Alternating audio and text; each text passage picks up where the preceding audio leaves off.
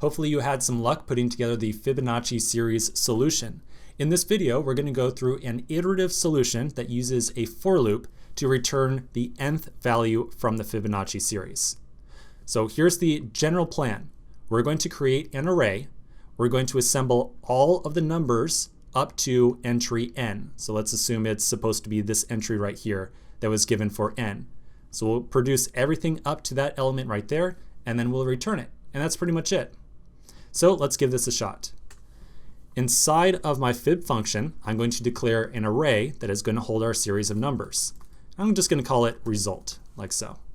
Now the big trick behind this iterative solution that uses a for loop, this is the big trick. Again, all these problems have a trick. The trick is to recognize that these first two numbers inside of here cannot really be effectively generated by a for loop or anything like that. Remember, the algorithm that we're using here is to say, look at the previous two numbers, add them together, and that gives us the element that we want to add to the series. So for this number and this number, there's no previous two entries that we can add together. However, you and I always know that they're going to be 0 and 1. So the best way of handling this is to just manually insert 0 and 1 into this result set. Now, to produce this third element right here, we can add together 0 and 1 to produce 1, and then continue on throughout the rest of the series just like that. So we will use a for loop that is going to iterate from I equal to 2. So we're going to start off at 2 because we want to produce this element first, and then we're going to iterate all the way up to n. So we'll write out for let I equals 2, I less than or equal to n, I plus plus. Like so. Then inside of the for loop itself, we need to pull out the previous two records in the result array. So the previous two records, and then we will add them together and push that into the result set.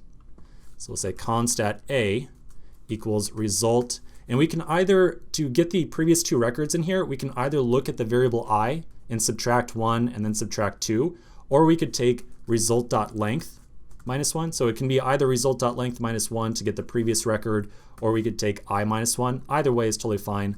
I think we'll go with I minus 1 just for fun here. And then B will be result at I minus 2. So this is, first time the loop runs now, I will be equal to 2. So A will be receiving the second element, which is 1. And then B will be calculated by taking 2 minus 2. That gives us 0. That's the first element in the result set, which is also 0. We will then add these two numbers together, so A plus B, and then we will push that into the result array, like so. Okay, so this is going to generate our Fibonacci series all the way up to entry n. Now the last thing we have to do is return entry n from our result set right here. So down below, we can simply return result at n. All right, so let's save this and see how we're doing. One other quick thing I want to mention, by the way, another thing we could have done here rather than saying result at n, just to get the last entry, we could have simply said result.length minus 1 to get the last record. Totally up to you. Again, either way is totally fine. So let's see how our terminal is doing, and yep, it looks like we've got the correct values here. So all tests are passing.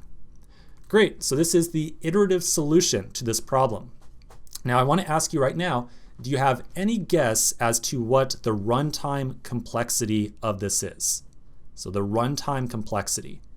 We can either take a very cerebral thought here, or we can use some shortcuts. So if we were going to take the more cerebral kind of academic approach to this, I would say, well, for every increase in n, we have to calculate one additional number. So as n increases by 1, we have to do one more calculation, and that's never going to change. So I would say this is linear runtime. The more kind of shortcut way that we might arrive at that is to say, well, we've got a simple for loop, and it looks like we are always starting out at some fixed number, always incrementing by 1, and we're always incrementing up to this fixed target. So another way could be to just say, well, it looks like we got a for loop that iterates over this kind of closed set, 1 for 1, so chances are it's linear runtime. So that's kind of the two ways that I might approach that. Okay, so this looks good. Let's now take a break We're going to come back in the next section and we're going to put together a recursive solution to this problem. And that's where some of this runtime stuff, the runtime complexity, is going to start to get very interesting. So quick break, and I'll see you in the next video.